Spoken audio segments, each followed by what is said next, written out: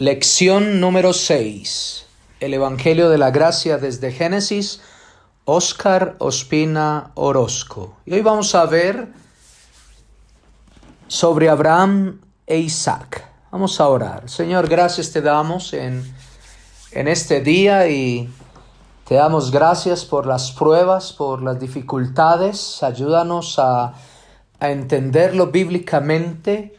Cuando estamos pasando por sufrimiento, cuando estamos pasando por pruebas, por situaciones difíciles, ayúdanos a cómo enfrentarlo, Señor.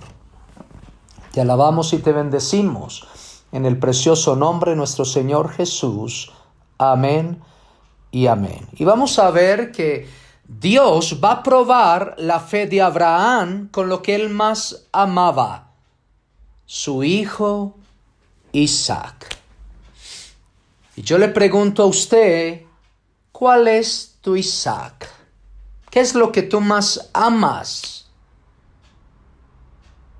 Porque muchas veces vamos a ser probados con lo que más amamos. ¿Cuál es tu Isaac? Voy a leer ahí en Génesis, capítulo 22, versículos 1 al 4. Dice así la palabra de Dios. Aconteció después de estas cosas que probó Dios a Abraham y le dijo, Abraham, y él respondió, heme aquí. Y dijo, toma ahora tu hijo, tu único Isaac, a quien amas, y vete a tierra de Moriah y ofrécelo allí en holocausto sobre uno de los montes que yo te diré. Y Abraham se levantó muy de mañana y enalbardó su asno y tomó consigo 2 siervos suyos y a Isaac su hijo, y cortó leña para el holocausto y se levantó y fue al lugar que Dios le dijo. Al tercer día alzó Abraham sus ojos y vio el lugar de lejos. Nuestra fe, nuestra confianza en Dios siempre será probada por Dios. ¿Para qué? Para perfeccionarnos más a la imagen de nuestro Señor Jesucristo. ¿Qué son las pruebas? ¿Y cómo debemos enfrentar las pruebas? Y yo quiero que vayamos ahí en Santiago capítulo 1, porque Santiago capítulo 1 nos habla de las pruebas. ¿Qué son las pruebas? Y cómo es que debemos enfrentar las diferentes pruebas y situaciones difíciles que vienen a nuestras vidas. Santiago capítulo 1, y voy a leer desde el versículo 2 al versículo 8, y dice así: Hermanos míos, tened por sumo gozo cuando os halléis en diversas pruebas, sabiendo que la prueba de vuestra fe produce paciencia. Mas tenga la paciencia su obra completa, para que seáis perfectos y cabales, sin que os falte cosa alguna. Y si alguno de vosotros tiene falta de sabiduría, pídala a Dios, el cual da a todos abundantemente y sin reproche, y le será dada. Pero pida con fe, no dudando nada, porque el que duda es semejante a la onda del mar, que es arrastrada por el viento y echada de una parte a otra. No piense pues quien tal haga que recibirá cosa alguna del Señor. El hombre de doble ánimo es inconstante en todos sus caminos. Y Santiago o Jacobo es el mismo nombre. Escribe a los creyentes que estaban lejos de casa, lejos de Jerusalén, lejos de Israel, y fueron dispersados por la persecución que se levantó contra los creyentes judíos, lo cual en teología es llamado la diáspora. Y la diáspora, la dispersión, se dio fuertemente fuera del territorio de Israel. Los creyentes judíos estaban a punto de volver atrás, estaban a punto de tirar la toalla, ya no podían seguir adelante con las situaciones que estaban pasando en sus vidas. Estaban sufriendo en verdad, estaban siendo atropellados, estaban siendo odiados, aún por los mismos judíos y por los mismos gentiles. Ahí en las ciudades de Grecia estaban siendo rechazados bastante por otro grupo de personas, gentiles y los judíos. Usted y yo muchas veces estamos sufriendo por alguna situación, llámese de enfermedad, llámese problemas económicos, llámese problemas familiares, llámese problemas en el trabajo, en el negocio. Los problemas se pueden levantar en cualquier momento.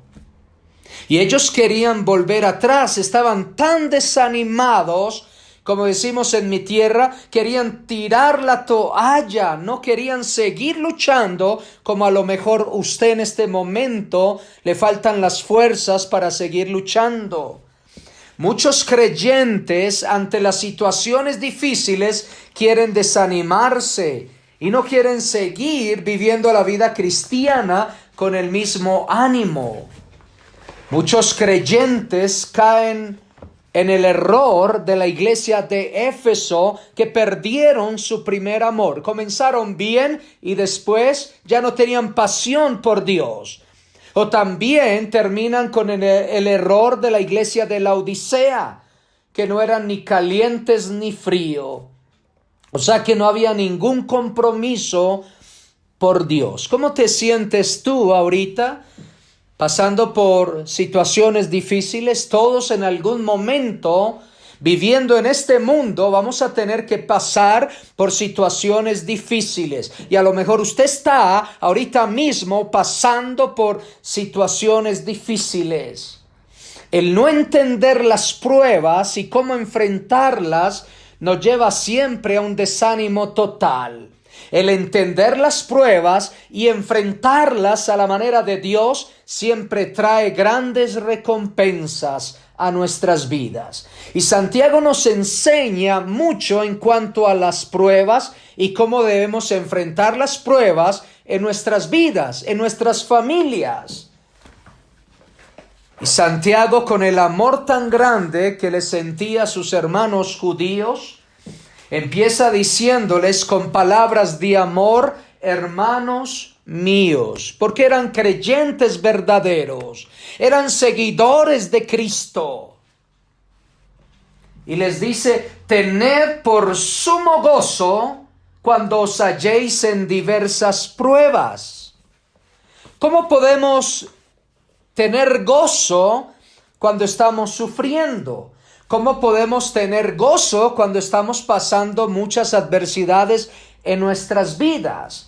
Este gozo no tiene nada que ver con el gozo humano. Este gozo tiene que ver con la paz que Dios trae a la persona que confía en Él, que deposita su confianza en Él. Dios trae una paz que el mundo no entiende, una paz que el mundo no comprende. Como el Señor Jesús dijo: mi paz os dejo, mi paz os doy, no como el mundo la da, yo os la doy. Es una paz que sobrepasa todo entendimiento. Para el mundo es algo irreal, pero el gozo dado por Dios como fruto del Espíritu Santo trae mucha paz y gozo. Es el gozo de saber que Dios traerá algo muy bueno, a poder esperar en Dios. Es estar a la espera de la gloria de Dios, del poder de Dios en cada situación que usted y yo podamos estar viviendo. Y dice Santiago: cuando os halléis en diversas pruebas. Dios manda pruebas en muchas áreas de nuestras vidas. Manda pruebas en la familia, manda pruebas personales, manda pruebas en el trabajo, manda pruebas en los negocios, manda pruebas en la salud, manda pruebas en la economía, manda pruebas con los hijos y el cónyuge, manda pruebas en los accidentes, pruebas en las diferentes situaciones adversas que nos llegan de repente. Yo quiero preguntarte a ti: ¿estás pasando por alguna prueba ahorita mismo? Porque la palabra pruebas viene de un examen. Dios prueba nuestra fe. Nos da un examen a nuestra fe. Dios nos da un examen para que nosotros lo pasemos y pasemos al siguiente nivel. Y sigamos avanzando, creciendo en el conocimiento de Él. Aquellos que no pasan el examen tendrán que repetirlo y muchas personas se quedan atrapadas en el desánimo, sabiendo que la vida continúa y que Dios siempre va con nosotros y siempre va a querer el bien de nosotros, aun en las situaciones difíciles que usted y yo podemos estar pasando. Y muchas veces no estamos preparados para pasar las pruebas por nuestros temores y por la falta de comunión y de confianza en Dios. Ahí en Santiago capítulo 1 versículo 3 dice: sabiendo que la prueba de vuestra fe produce paciencia. Es una prueba de nuestra fe, de la confianza que tú le tienes a Dios. ¿Cómo sabemos nosotros si es una prueba o es una disciplina? Al examinarnos si hay pecado en nuestras vidas, es una disciplina. Y vimos las 3 disciplinas bíblicas. Ser descalificado del privilegio de servirle al Señor por pecado. Vienen adversidades, vienen calamidades a nuestras vidas por disciplina, por el pecado, y también viene la muerte física prematura, morir antes de tiempo por causa del pecado. Pero si es una prueba, sabemos que no estamos andando en pecado. Entonces, si es una prueba, sabemos que Dios está probando nuestra fe y que más allá de la prueba, viene con algo hermoso para cada uno de nosotros. La Biblia nos habla aquí en Santiago acerca de los resultados de las pruebas dadas por Dios. Cuando salimos de esas pruebas, estos son los resultados. Primero, produce paciencia en nosotros, soporte en acción. Es llevar una carga tan pesada, pero no nos paramos a dolernos a nosotros mismos. Seguimos adelante confiando en el Señor, siguiendo las pisadas del Señor, mirando al Señor. Escuché una vez a una señora que fue a hablar con su pastor y le pidió que orara para que Dios le diera paciencia. Y el pastor oró a Dios y le pidió que mandara pruebas a la hermana. De inmediato la mujer le dijo a su pastor: pastor, usted no me entendió, yo quería paciencia, no pruebas. Y el pastor le dijo: hermana, hay una manera de que Dios le dé paciencia y es a través de las pruebas. Como dice Romanos capítulo 5, versículos 3 y 4. Y no solo esto, sino que también nos gloriamos en las tribulaciones, sabiendo que la tribulación produce paciencia, y la paciencia prueba, y la prueba esperanza.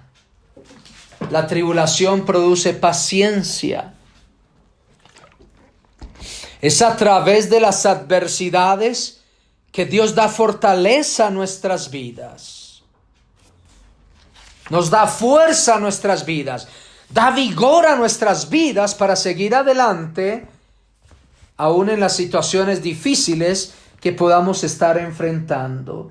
A veces queremos que todo sea un jardín de rosas, pero una fe que no es probada no va a ser aprobada, no sirve para nada. Cuando nosotros pasamos por el fuego de la prueba a la manera de Dios, las personas ven a Cristo en nuestras vidas, ven la gloria de Dios en nosotros. Es como cuando el oro pasa por el fuego, quita todas sus impurezas y podemos ver el reflejo en el mismo oro, nuestro reflejo en el mismo oro. ¿Son malas las pruebas? No, son una bendición. El apóstol Pedro dijo que no es algo extraño. Las pruebas son algo muy normal en los creyentes, en los hijos de Dios. ¿Por qué? Porque Dios utiliza el sufrimiento, las pruebas, para hacernos más a la imagen del Señor Jesucristo. Jesús tuvo que sufrir mucho, pero después vienen los beneficios. Después del sufrimiento, después de la tempestad, viene la calma. El apóstol Pedro habló mucho acerca de las pruebas, ahí en Primera de Pedro, capítulo 1, versículos 6 al 9, también en Primera de Pedro, capítulo 2, versículos 20 al 25, también en Primera de Pedro, capítulo 3, versículo 13 al 17, y también en Primera de Pedro, capítulo 4, versículo 12 al 16. También nos dice la Biblia en Santiago capítulo 1 de los beneficios de ser probados. Dice que para que seáis perfectos. Esta palabra perfectos traduce completos, maduros. También dice que para que seáis cabales. Me gusta mucho la palabra cabal que utilizan en Guatemala, porque significa completo. No falta ni sobra, es íntegro. Es un beneficio de las pruebas. También nos dice que va a haber momentos en los cuales que nosotros no vamos a tener la sabiduría en cómo enfrentar esas situaciones difíciles, esas pruebas. Y el Señor nos dice en su palabra y en Santiago, y si alguien tiene falta de sabiduría, pídala a Dios. O sea, órele al Señor, dependa del Señor y el Señor dará fortaleza, guía y dirección a ese creyente para enfrentar las pruebas. Confía en el Señor con fe. Recordamos al apóstol Pedro. Pedro fue uno de los seres humanos que pudo andar sobre el agua por un corto tiempo. Y ahí en Mateo capítulo 14, versículos 22 al 33, nos habla de esta historia tan bonita que pasó Jesús con los discípulos. Dice así, Mateo capítulo 14, versículos 22 al 33.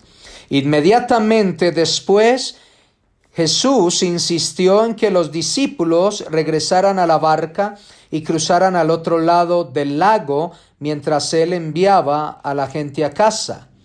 Después de despedir a la gente, subió a las colinas para orar a solas. Mientras estaba allí solo, cayó la noche.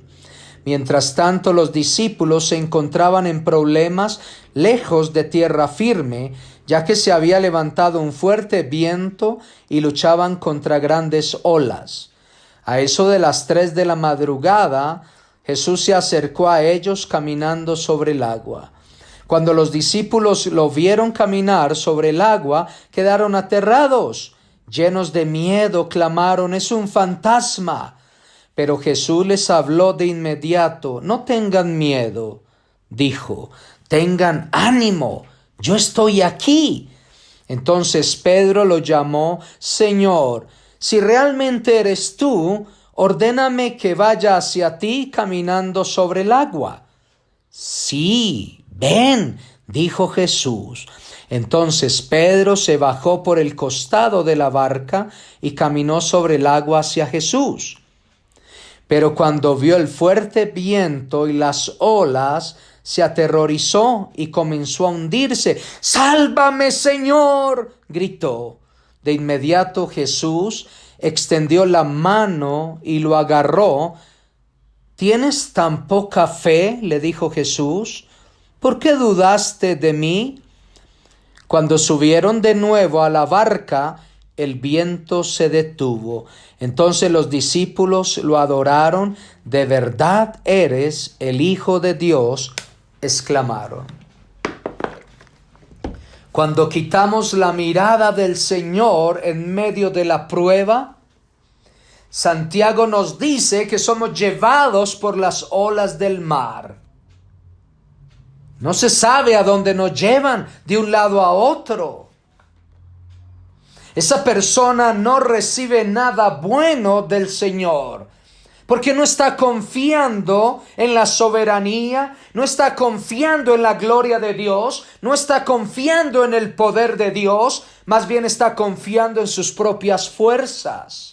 Y confiar en nuestras propias fuerzas es hasta donde nos alcance nuestra fuerza y nuestra sabiduría. Pedro quitó la mirada de Jesús y comenzó a hundirse. Hay personas que ni siquiera han puesto su mirada en Jesús y viven hundidos, viven tristes, viven con vacíos grandes en su corazón.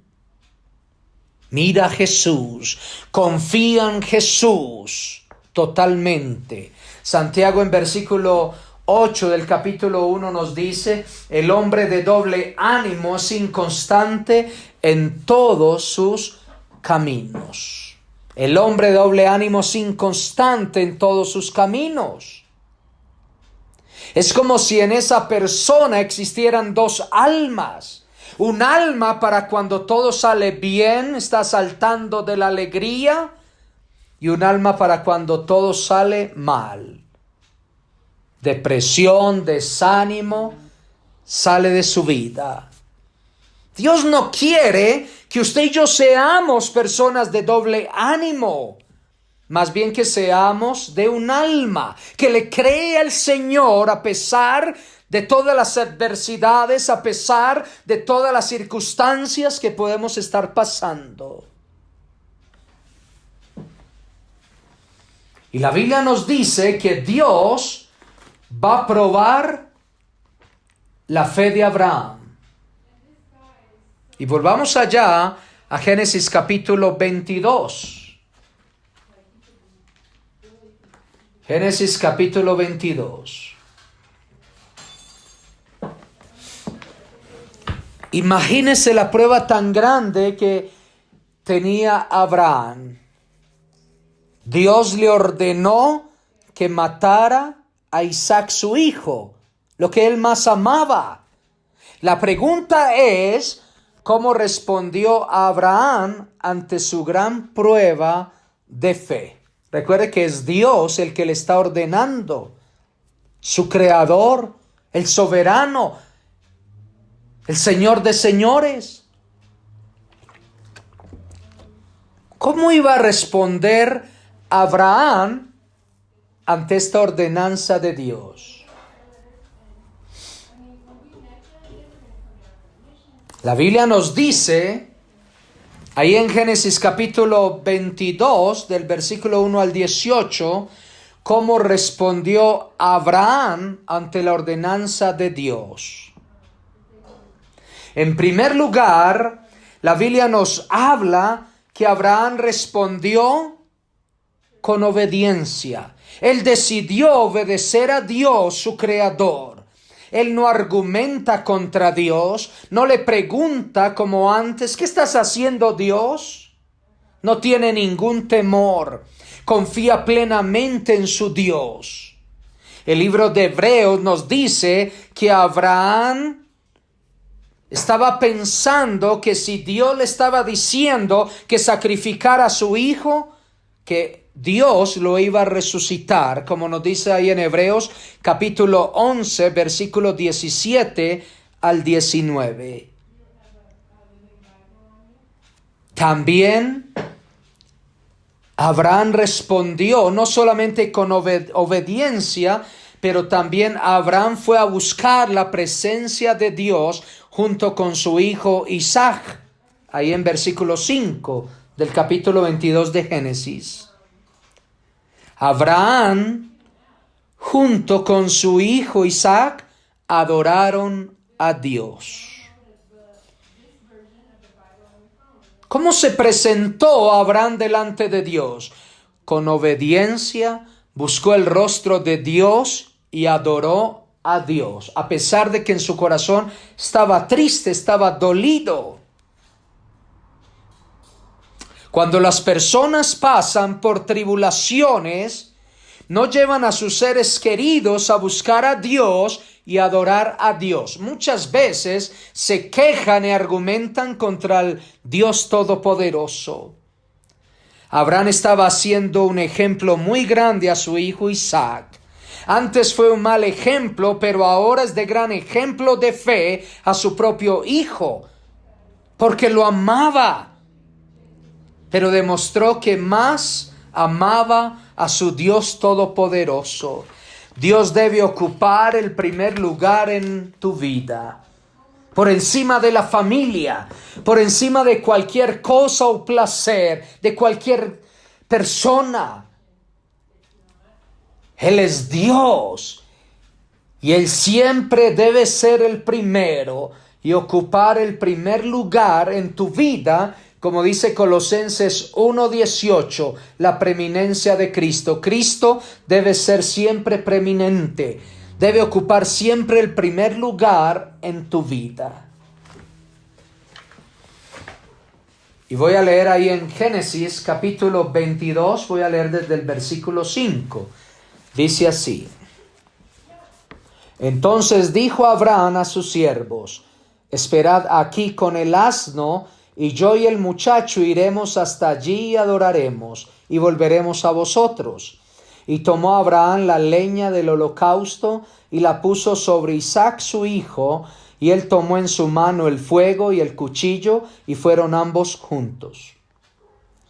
Entonces habló Isaac a Abraham su padre, y dijo: Padre mío. Y él respondió: Heme aquí mi hijo. Y él dijo: He aquí el fuego y la leña, mas ¿dónde está el cordero para el holocausto? Y respondió Abraham: Dios se proveerá de cordero para el holocausto, hijo mío. E iban juntos.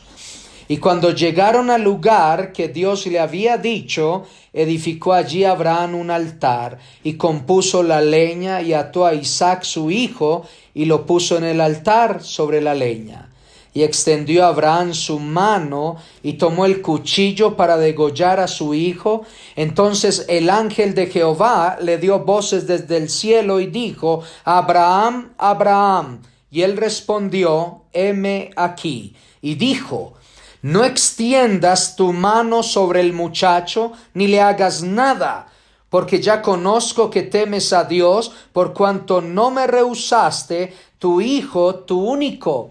Entonces alzó Abraham sus ojos y miró, y aquí a sus espaldas un carnero trabado en un zarzal por sus cuernos. Y fue Abraham y tomó el carnero y lo ofreció en holocausto en lugar de su hijo. Y llamó a Abraham el nombre de aquel lugar: Jehová proveerá. Por tanto se dice hoy: en el monte de Jehová será provisto. Y llamó el ángel de Jehová a Abraham por segunda vez desde el cielo, y dijo: Por mí mismo he jurado, dice Jehová, que por cuanto has hecho esto y no me has rehusado tu hijo, tu único hijo, de cierto te bendeciré y multiplicaré tu descendencia como las estrellas del cielo y como la arena que está a la orilla del mar, y tu descendencia poseerá las puertas de sus enemigos. En tu simiente serán benditas todas las naciones de la tierra, por cuanto obedeciste a mi voz. ¡Qué hermoso! La Biblia nos dice que Dios proveyó un sustituto para el sacrificio. ¿Merecía morir Isaac? ¿Sí o no? ¿Dónde nació Isaac? ¿Isaac nació dentro del huerto del Edén o afuera del huerto del Edén? ¿Cierto que nació afuera? Él merecía morir al igual que todo ser humano. Dios no estaba siendo injusto al tomar la vida de Isaac, porque Isaac le pertenecía a Dios, no a Abraham. Tus hijos no te pertenecen a ti. Ellos le pertenecen al Dios soberano que les dio la vida. Él solamente nos prestó a nuestros hijos. Pero la Biblia nos dice que Dios proveyó un cordero como sustituto para Isaac. ¿Quién proveyó ese cordero? Dios lo hizo. ¿Podía Isaac salir por sí mismo de esa situación de muerte? No, no podía. Dios proveyó un cordero perfecto y sin mancha. Por eso la Biblia nos dice que el cordero estaba trabado en un zarzal por sus cuernos para que no se lastimara y fuera perfecto para el sacrificio. Dios proveyó un cordero perfecto para toda la humanidad y su nombre se llama Jesucristo. Dios proveyó un cordero para ti. Dios proveyó un salvador para ti, se llama Jesús. ¿Quién proveyó este cordero? ¿Fue Abraham? No. Dios lo hizo, Dios lo proveyó. ¿Podemos nosotros ser liberados del castigo eterno aparte de Jesús como nuestro cordero? No, no podemos. Jesús era perfecto. Jesús era sin mancha y sin pecado.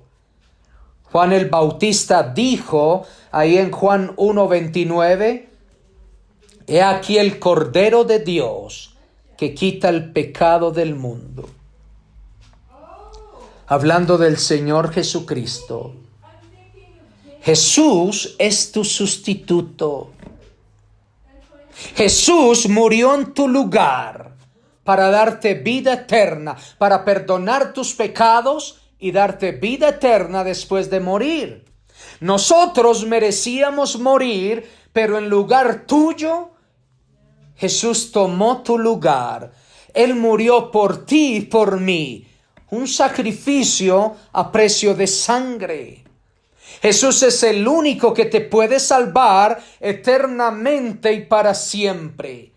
Él es el único que puede pagar por todo tu pecado y limpiarte de toda tu maldad. Yo te pregunto a ti, ¿crees tú que Jesús es tu Cordero que murió en favor tuyo? ¿Crees tú en Jesús? Que vino a perdonar tus pecados y vino a morir por ti en la cruz del Calvario. Y es increíble cómo Dios transformó la vida de Abraham. Vemos a un Abraham muy maduro, vemos a un Abraham totalmente diferente. Y por eso Abraham es llamado el padre de la fe. Dios comenzó en Abraham la buena obra y lo fue perfeccionando cada día más.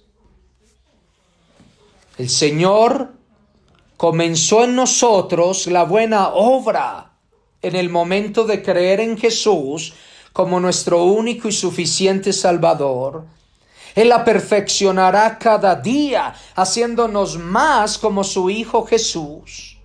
Y lo hará a través de muchas pruebas, lo hará a través de muchos sufrimientos, de muchas angustias. Si Jesús sufrió, nosotros también sufriremos en este mundo por nuestra fe en Jesús. Aquí no se llama pare de sufrir. Aquí se llama vengan a sufrir por Cristo.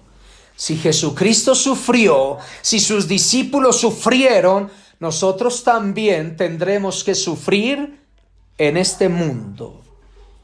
Cuando estemos en el cielo, seremos recompensados por nuestro servicio, seremos recompensados por nuestras motivaciones, seremos recompensados por nuestra obediencia al Señor y por nuestra conducta al Señor, como nos dice 1 Corintios capítulo 3, versículo 11 al 15.